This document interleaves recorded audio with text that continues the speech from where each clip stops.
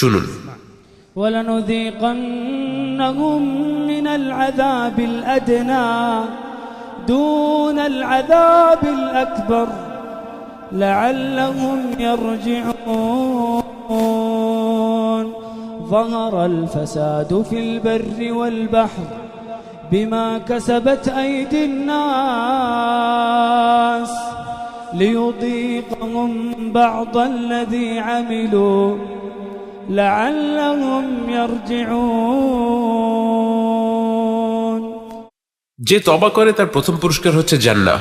এটাই কি যথেষ্ট না? কিন্তু শুধু তাই নয়, সে আখিরাতের আগে এই দুনিয়ার জীবনেও সুখে শান্তিতে থাকবে।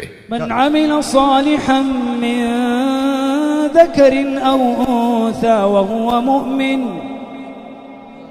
فلنحيينه حياة طيبة وأن استغفروا ربكم ثم توبوا إليه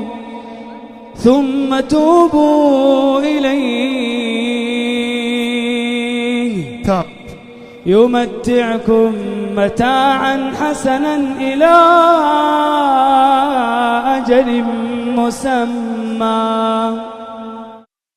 আচ্ছা ঠিক আছে, মানলাম যে আমি আল্লাহর কাছ থেকে এই পুরস্কারটা চাই, আমি তওবা করে আল্লাহর কাছে ফিরে আসতে চাই।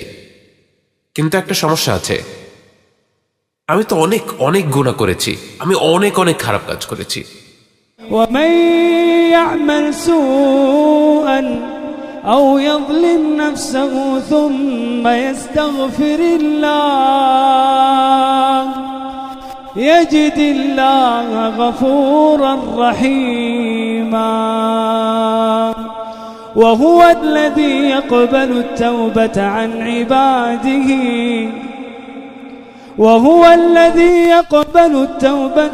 عباده ويعفو عن السيئات। শেখ আমি এই যে এখন আপনার সাথে আছি, আমি কিন্তু এখনো ঈশার নামাজটাও পড়িনি।